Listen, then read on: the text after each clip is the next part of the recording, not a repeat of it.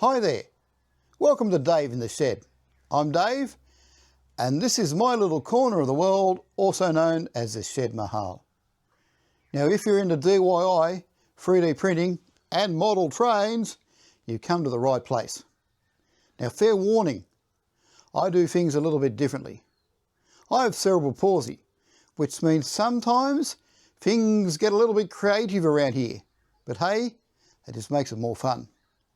So if you like making, fixing, and maybe even breaking things along the way, stick around. Hit that subscribe button and let's build something awesome together. Well, hello. Welcome to this week's Dave in the Shed. You've joined me just as I'm showing you what the purpose is of having this crane I built. Because I am in the process of chatting to you, getting cords all tangled up, and lifting Mum's mower onto the workbench. Lifting, because I have hassles lifting stuff and bits and pieces, so I'm going to hold the camera and wobbly and do this, push this on and talk to you while I'm operating the crane. Back ball. And yeah, getting this talking to you and not, I haven't put the welder away, folks, so the welder's still on the workbench. Oh, I'll just push it up more. There we go. Oh, scratching my nose while filming, that's not good. So I talked about combining all three of the controls on the Magic Betty craney thing into one unit, and I've done that now, so I can manipulate the whole thing using all three motors on one control. It's slow because it's old hospital bed stuff, but I can now lift the mower onto the thing, and then I can lift it up to a height what I'm working on. Now we're working on the controller, which is in there, so I can bring it up to a nice rate. So how about that? So that's, if anybody want to know the purpose of why I build the crane and do bits and pieces of, yeah, it's makes life so much easier than struggling to lifting that up there where I just hook a chain around, lift it up, slide it on. Still have to make a couple of mods to the crane, but so far the idea and the process is working, and having it all in one work thing like that, instead of having the crane separate like we used to have and doing a bits and pieces, that is fantastic. I have left all the mechanical gear, and it really is just a plug here to pull out on which controller. This is probably not going to make much sense. I've left all the control gear and all the power gear still underneath the bed, because if I want to take the crane off, once again use the crane or the bed separately, I've still got the two control units set up, so it's a bit of just disconnecting this plug here, plugging it into the control unit underneath, and they're two independent units. The crane is on one control and the bed is back on the other, if that makes sense. Any questions, shout out. So anyway, did the autopsy on Mum's mower, and I am pretty much sure the switch is buggered.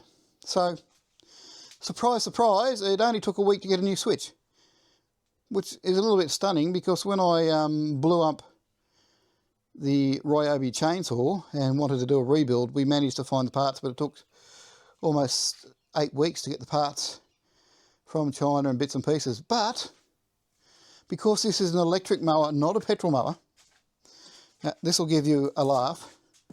I did look online, and I was looking around mower sites for mower parts. I couldn't find the switch, but lo and behold, not sponsored by them, but this mob called Statewide Appliance Services, who we normally go to for washing machine parts. Statewideapp.com.au is their webpage. I'm sponsored. They're in South Oz. They do all the major appliance brands like Panasonic, LG, Fisher-Paykel for washing machine parts. Went on the Google search, they came up with having the switch in stock. Magic, wacky do. I should have realised that this is actually an electrical appliance, not a lawnmower. I was thinking a lawnmower, so should have thought about that. Anyway, I'm going to unbox this off camera, show you the switch, and then we'll talk a bit further.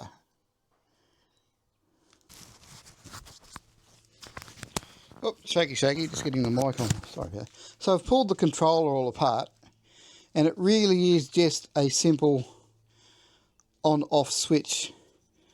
There is a safety mechanism on this, so I can't show you. So that goes in, and then the switch goes in. Can't do it with one hand holding the camera, but it is really now. This is a job any handyman can do. You can't really stuff it up. If you follow the way the wires are and put them exactly where they are on the new switch, you can't go wrong. You really can't. It really is simple. And it's no high voltage, there's no stuffing around. If you don't even have a battery in there, which I haven't, you can't even zap yourself. So if you've got a dodgy switch, easy. Now, interesting thing about this switch is it is a double pole, double throw switch. For the Sparkies out there, they'll know what I'm talking about. The people know. Pretty stock standard. It's a double pole, double throw switch. There is a symbol there you probably can't read on the camera, but showing that. So what I was thinking is when I pulled it apart to look at the switch, we are only using one set of contacts on this switch. So if I couldn't get another switch, and I did fill this full of contact cleaner and got it working again, that I could use the other side of that switch. So I would just swap the blue wire to the top screw, the brown wire to the top screw, and I could then use the spare contacts in this switch, which would given us, in theory, that's only a theory, would have extended the life of the switch, depending if it was an electrical switch, the contacts would worn out. If it was a mechanical problem, that probably wouldn't have helped if it was a mechanical failure in the switch, but filling it with a contact cleaner and WD-40 would probably extend the life as well. But I could have done that. But anyway, we don't need to do that. That's just a side quest in this game. Now I'm going to take out this switch and put the new one in. And it is really, I can't show you on camera, 30 seconds. Really pull this, look, the switch just slides out. Shaky. That just pops out. Undo the wires and put them on the new switch in exactly the same thing. Now I am going to mark the switch, well, to tell them apart. This one's got the model part number on the bottom. The new one hasn't, so I can't really stuff that up. But there we go. Yeah, look, I've done that before. Gone to replace a switch and taken it out and put the old one back straight in again. We've all done that, haven't we? So that's the difference between the two. I'm going to put the wires back in the same spot and get back to you.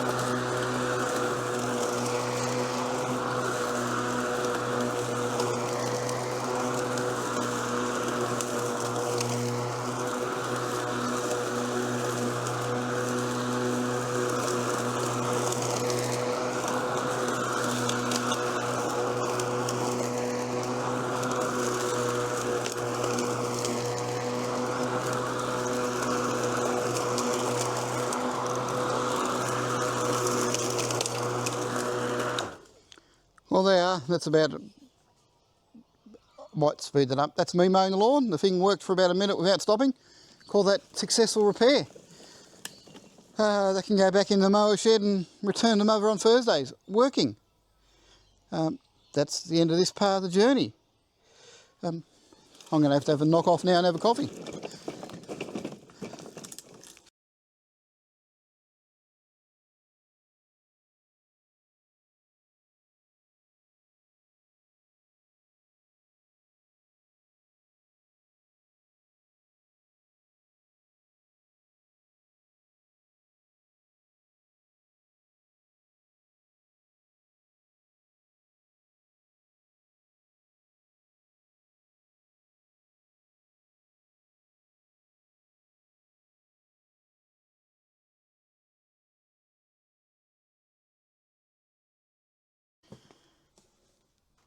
this bit may not make it into the video if you're seeing it. It did. This is the retired TAFE teacher time. So this is our switch that we pull down this mower. I'll try not to shake you around too much. I've got you in the good hand. This is what we call a double pole single throw switch. Now hopefully this will make sense in a sec. So what we've got in electrically diagram is two individual switches which are mechanically linked. They're not electrically linked, they're mechanically linked. Now I've put it under the magnifier and read the ratings on this switch. So this switch at 8 amps at 250 volt AC, okay, so I can take up to 8 amps, 250 volt AC. This will make sense, I hope, in a sec. They've also put, which is quite strangely, 120 volt 8 amp AC rating on the switch, which logically, if it's going to handle 250 volt 8 amps AC, it can do 120 volt 8 amps AC as well. But because universal switches, one switch suits many appliances and many uses. For the Americans out there, we have to put in that, oh, it'll also do 120 volt. Yeah, I'm being rude, but I'm probably not being rude, because sometimes Americans don't realise that 120 volt is safer, and it's half that. So, of course, in fact, I would suggest that at 120 volts, it could probably handle 10 amps, but that's just me suggesting that. It's not rated at that, okay? So anyway, now, on a DC circuit, now our lawnmower, electric lawn, is a DC circuit. Look at the maths now. On a DC circuit, if you want me to break down the difference between AC and DC, there is a lot of differences. DC on switches is more wear-outy. It's more high in volt. So at 12 amps, our maximum rating is 24 volt DC and no more than 12 amps, okay?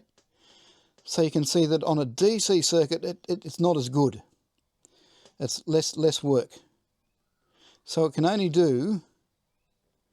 There was a video I watched the other day where a bloke actually explained the volt amp thing. He was a mechanical fitter and he explained it actually perfectly. And it was brilliant. And he was talking about breaking it because he's used to working on hydraulic pressures. He broke it down beautifully. Scrappy Industries. Have a look at his video on the bulldozer and the hassles he has with hydraulics, and then he explained it in electrical terms as well. It's a very interesting video. Anyway, I'll put a link down below if I remember, into the Scrappy. Anyway, if you look. So, what happens is, so there's two, this is switches designed, so if you're working with AC, you have an active and a neutral load, and you'd be breaking the active and the neutral under double insulation rules at the same time, okay? That's just a rule.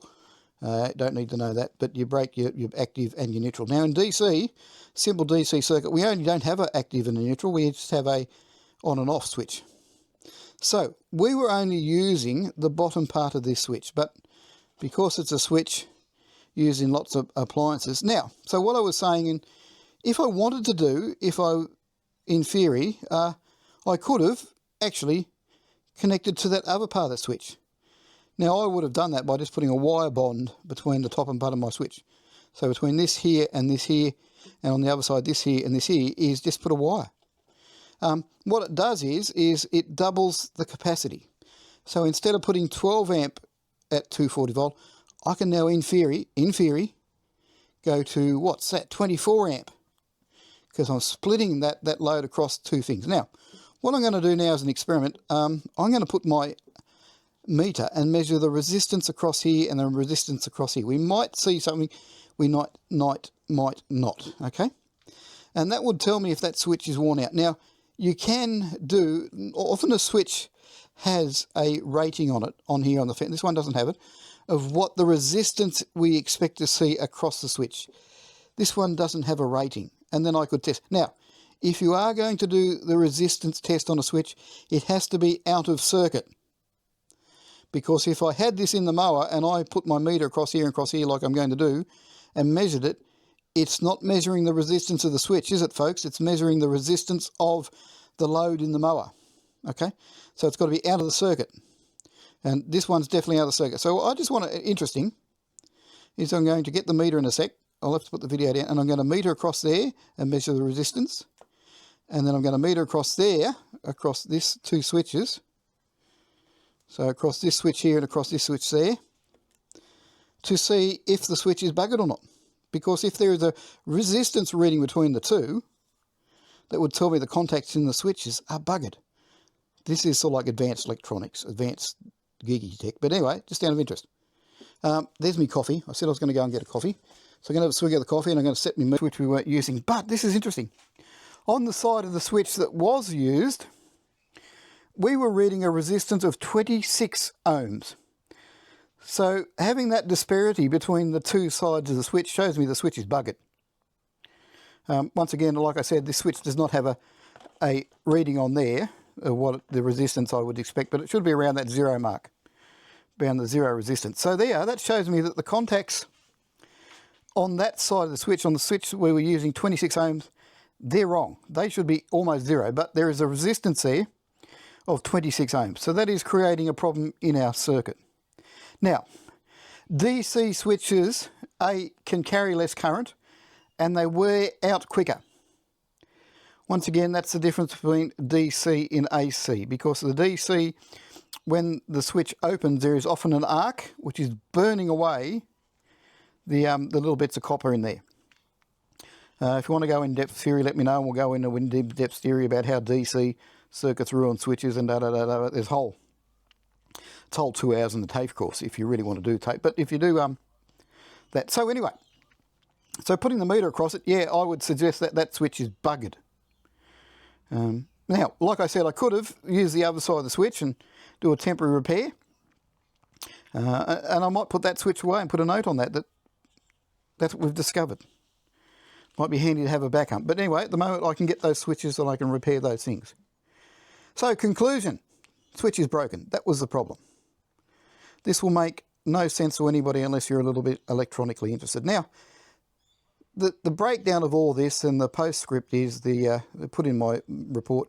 Have a go at fixing things, folks. You don't need to know all this theory and this tech stuff.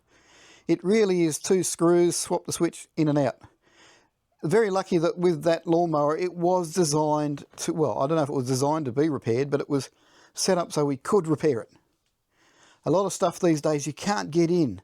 A, you can't get the parts over the counter, and B, you can't get in and repair it. But have a go. As we keep saying, you don't know till you have a go. You've got to have a go at these things.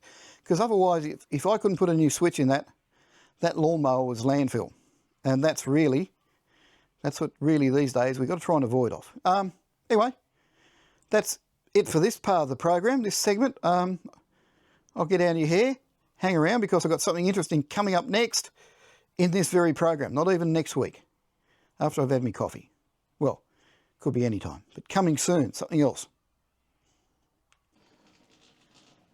Currently trying to run Steamtran 18 and its trailer. If you know the joke, it's running around the layout in candy colour, which was never really a tramway colour in New South Wales. Anyway, that's a long story. It was observed last week on the workbench with a couple of problems. Because when I built this thing ages ago, and it's running around, I've got to get it back in service. It is the cover girl, so to speak. There's images of it running around, actually, when you fire up, Dave. No, when you first open the video and you see the opening titles, there is photos of number 18 and its trailer running around the layout. And then on the other week on the workbench, I was looking at that silly coupler issue problem I have, which I've fixed and I've solved in what I think is a rather unique and opportunist way, and we'll have a chat about that in a sec. Now I will try and push fate and leave the... now we call this, Americans call them dummies. In Australia we refer to them as a motor, a steam motor. So it's a steam motor and a trailer. Now it's built to 1/4 inch scale, but it is running on a Bachmann 060 Porter chassis in HO with DCC ready. I can have a look at one of those chassis later and show you what I'm talking about very soon, because it'll pop up in the next little bit of the project. Anyway, it's running around the layout, back in service, and it's coupled to its trailer. Now see if we can zoom in. This coupler is working because I've built a magnetic coupler. Oh, get the camera down there. And we'll go and have a look at the workbench, what I've done. Now, this isn't something, no great design, it's just I've Davified it. I'll show you in a sec instead of talking, but if you look down the front there, it's got a AK wooden toy train, AK Duplo, what are they called? Coupler, and it works very well. And what it is now, the reason I've done this is, the motor does have to run around the trailer, but it only ever pulls that motor. That motor only ever pulls that trailer. So when it does a run round move, it's not connecting anything else. So if the height gauge is different, it doesn't matter. It just has to connect with itself, which it does quite fine. So what I've done is I 3D printed a little piece of plastic. And this is that's what it is. It's a little piece of plastic, and then inside that I have super glued a little magnet, a little 3mm button magnet, because I had them here. And oh, come on, focus on it. So it's playing up because it's attracted to each other. Oh, excuse me, bear with me. So I'll see if we can zoom in. So what it is just a little 3D printed thing, and then araldite, super glued. Must be something magnetic in that desk that it's sticking to. And then super glued in a little button magnet. I'll grab some of over here while you look at that. So this is a little magnet, and they're 3mm in diameter. Where are they? So they're 3mm in diameter. They're about 2mm thick. And I've just, now if you want the 3D print file to do that coupler, that's fine. I can share it with you. So that's a little magnet. Get it in frame, Dave. So that's a little magnet. And I've just now 3D printed in my FDM printer. Now I printed these in both the K1 Max and the Creality High, so it's just an off-the-shelf printer. I did use the finest printer settings, which is 0.8mm, 0.8mm on that thing. Printed them just in some black because I had some black, and there you go. That's my little version of the magnetic 3D coupler. Now the thing you've got to get right is, of course, the polarity. Stuffed a few up, getting them wrong. There you go. Apparently Hunts make a coupler. It's very popular with the 00 modelers in the UK. I styled mine and just scaled it down as what's used in the old wooden push-along trains. Lego used something similar, so it's not rocket science. I haven't reinvented anything. I've just adapted the technology for Dave's use. So anyway, it's amazing. The little tram's still running around without pranging, so let's have a look at that running. You don't often see stuff running on the layout because I'm too busy working. So anyway, that's just a little side quest. If those are people out there into gaming, just taking on a little side quest of bits and pieces. It's just a little diversion. And even though the coupler does separate quite a bit, the power of that magnet is quite incredible and keeps it centered and in place. And I just screwed it in. I didn't change anything on the Loco. I used the mounts already then. I just designed those to go into like close to KD number 5 style. And we'll just have a look at the train running around, or tram in this case. Oh, there's a dirty spot there. Oh, it's going to play up now that we've said we're putting it on video. Anyway, steam tram, or steam motor number 18 and its motor, travelling around on the tramway. And that actually is, apart from the crazy paint scheme, because I was practicing spray painting and I thought, why not we just do something really, really bizarre and novel and go Candy, State Rail Authority Candy, is actually a good example of a unit that would have run on the original Parramatta Ferries steam tramway, which the layout is like based on. Still pacing shot here. Okay, Dave, move on. They've seen that. But like again, if you want the 3D file for that, let me know and we will get in touch and we'll give you all the details on how to make your little magnetic coupler. And yeah, I just thought that was novel.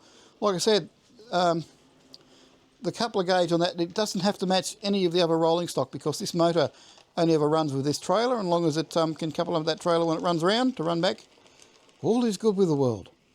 Brilliant idea, Dave. Well, I think so.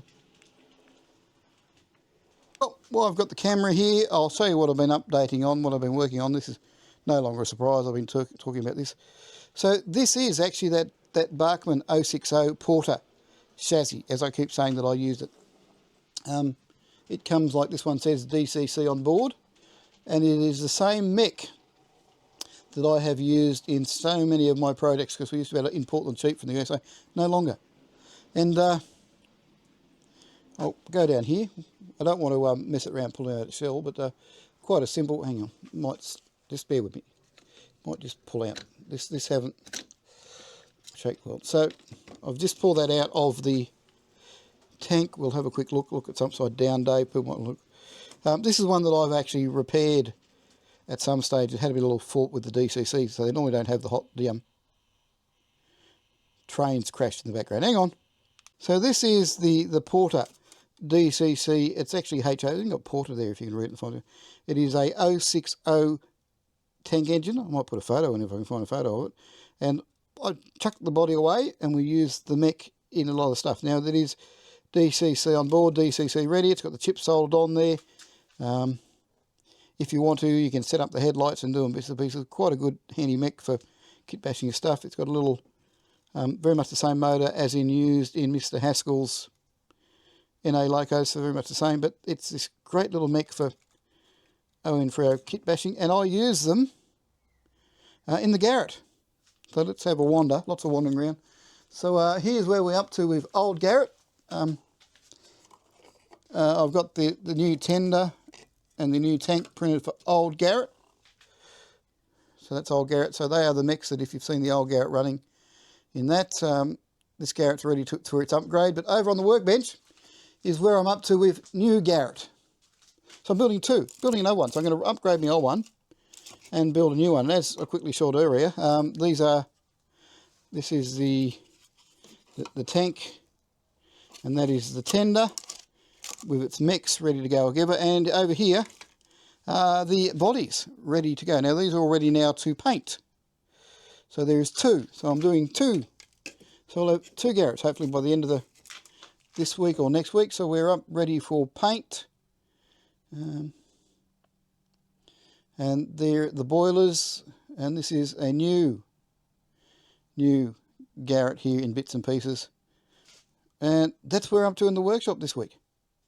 So I don't know if there'll be any more video, because there's lots of stuff going around. Let me keep this drawer closed, but that's where I'm up to on building things, because I keep telling that I'm working on Garretts. I am. We've ordered the distractions, and next up,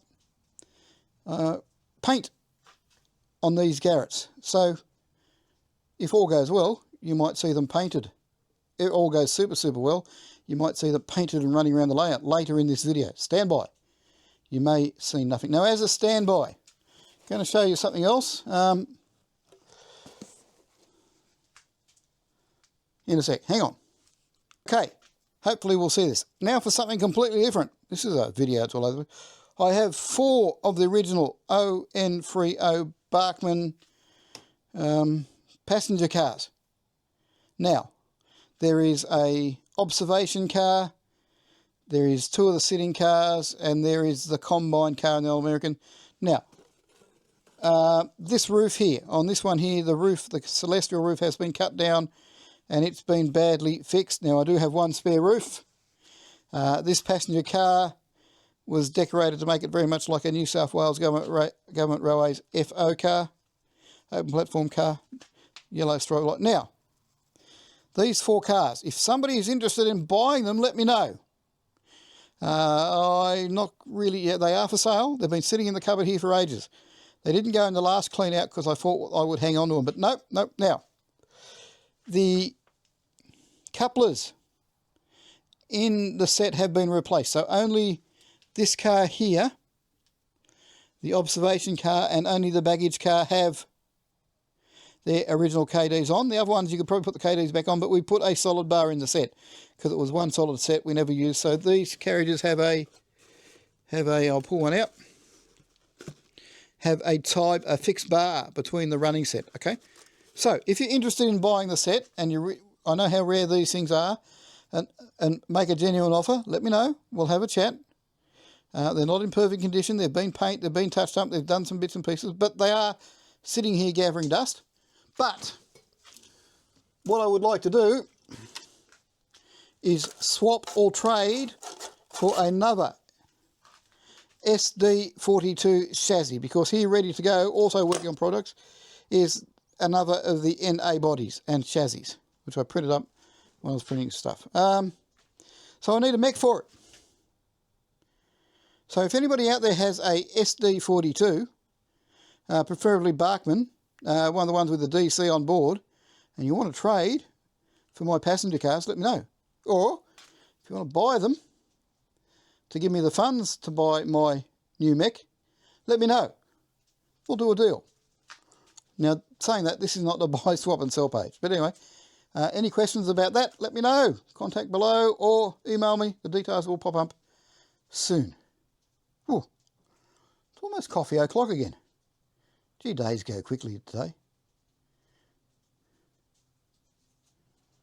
I'm just going to pan around and show you all of this while I rab it on. If this makes no sense, please let me know, and we'll have a message and we'll have a chin wag. But there you go, there's 4 passenger cars in their boxes as the standard ON30 Bachmann set.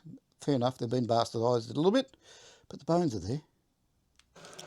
Well, still in the shed. It's Wednesday, doing some bits and pieces. I'm going to show you something on the layout, but be careful. If you don't want to see nudity on the channel, look away now, because I'm about to show you something that is naked, okay? It's nudity, it's perverted, it's terrible. Some people get offended by this, but we're about to look at a naked train, ladies and gents. A naked train here on Aussie. Better do the Aussie Dave Live. No, this is not Aussie Dave Live, this is Dave in the Shed. So here we go. This is actually currently Garrett number 2. Now, yesterday afternoon I did all the fancy stuff and did my DCC program. There is a trick to when you set these Garretts up. One of the locomotive units, one of the engines, one of the chassis, you've got to reset the CV to change direction, because one's got to run permanently backwards. Now I think it's CV39, don't quote me on that. I have to check each time I do it. So you've got to reprogram on DCC one of the power units to run backwards. Now both these units, I have tried running a cable link between the 2 power units, but never worked 100% with me. So these run as 2 individual power units. Neither one has stay alives on them, but they're both programmed. The locomotive DCC is both programmed the same. So these are both on my layout programmed as locomotive 111. So this will be Loco 111, just because it'll just be easy to remember and easy to do. But the second unit, the rear power unit, is programmed to permanently run backwards. So you've got to remember that. It's a little trick, otherwise it won't run properly. Just one of those little Dave tips. So there you go, that is what it will be, the number 2 Garrett running. I quickly sprayed some black on it. It's a really rushed paint job yesterday. I also run out of paint, which doesn't help. That is SMS chassis black. I would have liked to actually used a satin black or a matte black, and I might have to do that later, but once I get it up and running, I'm happy with it, and put some dirt and muck on it. Now, what is the difference between the new body and the old body? Well, there's a few big differences. This is the old body. Now, the chimney doesn't have a hole in it on that one. There's no way the smoke would come out.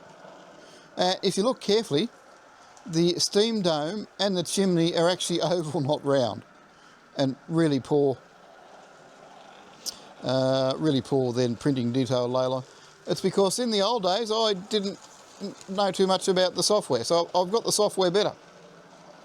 So when I've played around and stretched the Garrett, the chimney actually now on the new Garrett has a hole in it, and the steam dome is no longer a oval, it's now rounder.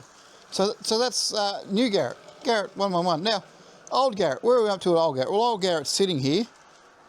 Once again, old Garratt's got some new bits and pieces. Old Garratt, I ran out of black paint, like I said, so I did something a bit different. Old Garratt's now,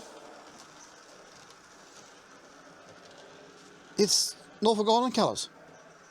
How about that? I just thought, let's do it. West Highland Railway actually have some of these prototype ex-South Australian Garratts. Do have one in this burgundy, so it's prototypical.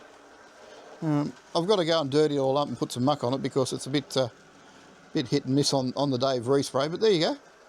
We'll give it a run in a sec, but I just thought we'd run in the new, I have to call it new Garratt, or I'll have to call it black Garratt and red Garratt or something, but that new Garratt is there. The tender and the tank for Garratt is sitting here. I'm going to have to put couplers on it, on this one, on the tender and tank. That one, because the chassis I butchered for another use and then I've repurposed it, and the locos that they came out of didn't need the things, but anyway, you'll see it when it's all done. So that is new Garratt having a run around the layout. Well, I'm feeling really crook today, so I don't know how much I'm going to get on. Thankfully, I've got a doctor's appointment tomorrow morning, so I've just got to take it easy today. I might just stop this video for a sec. I'm back. This may all end up going pear-shaped, but we're going to have a big prank here. I've got new Garratt and old Garratt running around together. There you go, something a bit different. As with always, when you grab your video camera and do something over and over again and you run trains round and round and round, end up in disaster. Let's turn extra light on here, Dave. Turn the light on. So this is just added bonus, not going to... So I don't know how much I'm going to get done tomorrow, or I don't know how much I'm going to get done next day, but we'll give you an update. But there, let's have a look at the two Garratts running around double-headed. New Garratt and old Garratt. Once again, warning, there is nudity. I've never run double-headed Garratts before. Good reason for that is I've never had two Garratts to run. Now, these are not fine precision models. These are not fancy. That they are very much a freelance. They are done for entertainment purposes. They're done just because A, I like them, and B, they make me happy. They're not meant to be absolutely fine scale models. Everything I do is for fun, for Dave attainment or entertainment. They're close enough, they're good enough. You can tell they're a Garratt. They run like a Garratt. They look the part. And they're fun, and they look magic on the narrow gauge running around the route.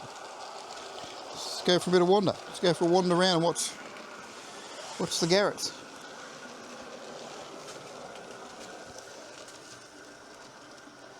There through Fern Valley. Now, if there's anything you want to know about that I've seen, and my English language, because of my brain injury, sometimes gets lost, depending on how well I'm feeling and how the medication's working. So if you need any questions about anything that I've tried to describe or would like more information, not in Dave English, let me know. I'm more than happy to help you. More than happy to tell you how I've done things.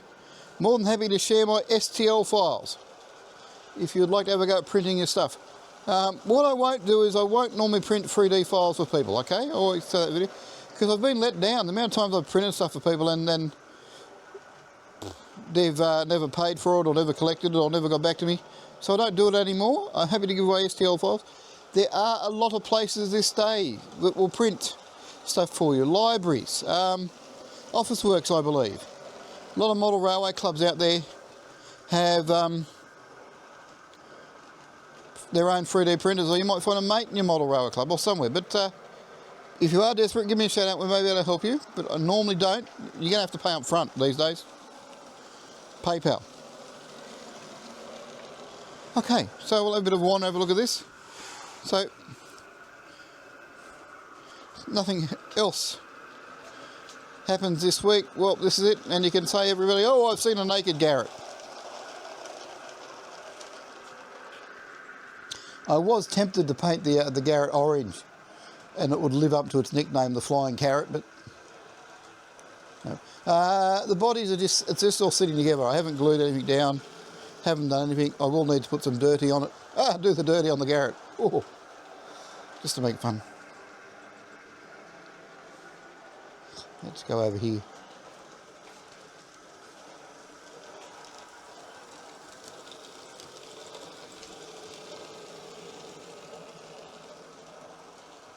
I'll just roll a bit more video and then we'll stop. These are my the Multi-Moose controllers. Using both controllers being lazy, it's easy to have one lock on each controller. So this one, which is on the cable, is running old Garrett.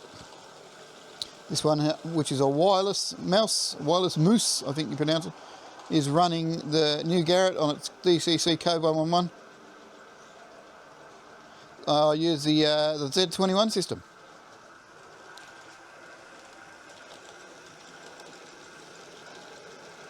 They run really nicely together, only because I've used the same mech and the same coding and all the same DCC stuff. Oh, I'm impressed.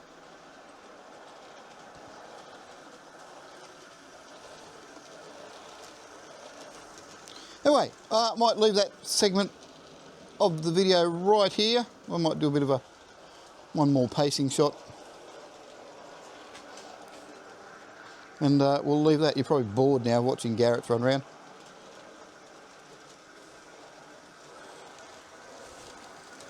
Oh. Gee, those controllers are in the road, Dave. Okay, talk to you again later. Just to make up for it, so we're not so we don't get pegged for doing naked stuff on YouTube. There we go, the two Garretts running around. I'll quickly just put the couplers on that one. Man, the tender body and the water tank body are only just sitting on these. They're just set in place. I've got to line them up and put a little mechanical holdy stuff in place, so if they look a bit wonky, that is the reason why. But this is just the running around, running in testing phase of the two Garretts. So I just thought I'd show you that. Not running double-headed, running separately, because just for something different in the video. Now, I had a bit of a disaster earlier because I slowed the wrong one down and had a big prang. That was interesting. So I've got to now work out which is which.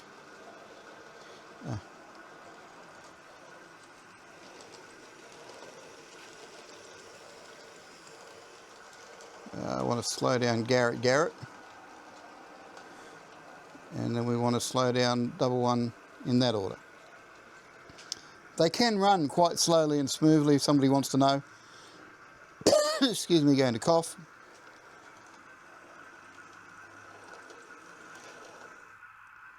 I've got to remember which is which now on the DCC.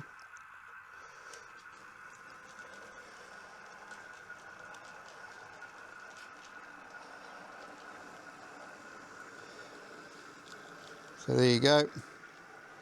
Once again, this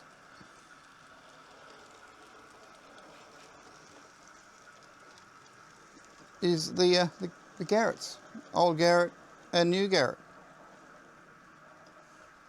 See, if you run the trains too slow, it's in ages before they come around the layout again, which makes it a bit boring for video purposes.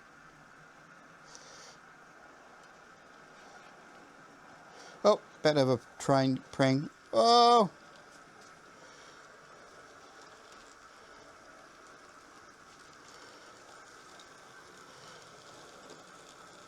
Had the speed. Anyway, that'll do.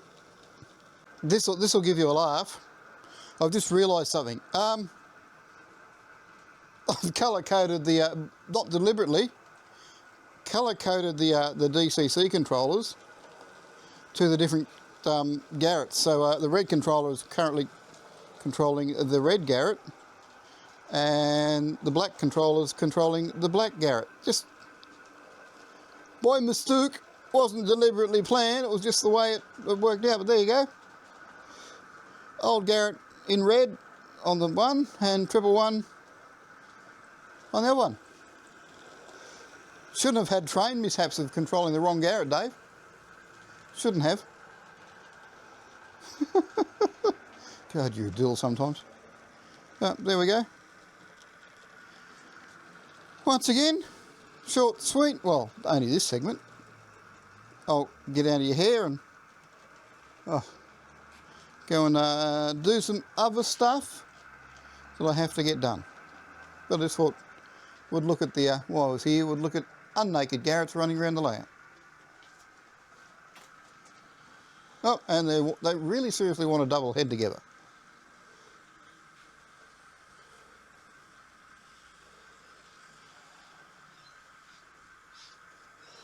Although the red Garrett needs a bit more speed, Dave, because he's just sliding now. Front power unit stopped working. That's what's going on here.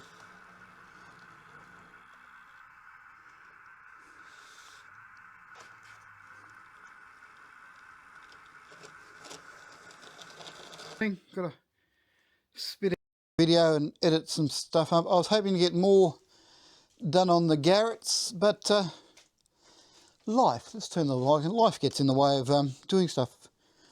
So that's where we're up to at the end of the week, is the Garretts. Now, quite funnily, when I was doing this one and I was complaining about the lack of black paint, looking at the West Highland examples of their Garretts, the ends of them are red, not black like I did. So I could have just done them red and looked at the photos a bit better, Dave, and you wouldn't have to worry about running out of the black paint. But anyway, that's life. I can always wax some red on the end if I'm not happy with it. Can't we? We can do that. Return mother's mower. Worked fine last night. We did a bit of mowing with that. I also had to use the little tractor to do a bit on that, because she wants me to give it a run to keep the batteries flat, doing on that, so that's a bit of fun. Sad news, I was out using another one of the Ryobi mowers. This is one of the ones we bought. It's one of the newer ones, and it's developed the same fault. Well, not exactly the same. This one does run. It's just when you go to turn around and do corners and twists, you lose your connection. So looks like I'm ordering another replacement switch. This one you can actually mow with. It's not like Mum's where you'd run one row and you'd get down there and it just kicks out. So it's very much the same thing. So this one being a bit newer, I reckon over time it would go as bad as the other one. So now I know where to find the switches. We'll order one for this one and get it replaced and get it back on the air. It's always the way. Luckily enough with this one, it's good enough that I can mow, because the lawn was looking rough, and I've done 3/4 of the lawn today. Still got a bit out the front to do, but I'll do that tomorrow early, get that done, knock it over. We're all good. So that's it this week from Dave in the Shed. Hope you enjoyed the video. Don't forget to like the video if you liked it. Give it a thumbs up. If you didn't like it, give me a thumbs down. If you've got anything you'd like to comment on, leave me a comment. If you'd like any of the STL files or anything I'm working on, let me know. We'll get them shared and get them out to you. But most importantly, don't forget, share the video with your friends. If there's anything that your friends would like, let them know. We're about to get a visitor. I can hear him coming. Mr. Jazzy Cat's going to pop his head in the door, complain about something. So anyway, remember, you don't know what you can do or can't do till you have a go. So if there's something you think you'd like to have a crack at, have a go. You might be able to do it, you might not. Saying that, one thing you do also remember your limitations. If it's going to be something where you think you may get hurt, you may damage yourself, or you may blow yourself up, don't do it. Be safe. Be safe. Because there's been in situations where I've been with people and they've gone, oh, have a go, and going, no, look, it's a no from me. I've done stuff like that in the past. I've had issues. Definitely no. Stick to your guns. But if you want to have a crack at something, have a crack at it. Have a go. Think you'd like to do something, or you think you can have a go, have a go. Till then, talk to you next week. We'll have another video. More work on the Garretts, more bits and pieces, more other stuff. Yeah, that's it. All right, get out of your hair now, edit this video up, and we'll get it out. And I've got some other stuff that I have to go and deal with. Silly stuff. Bye.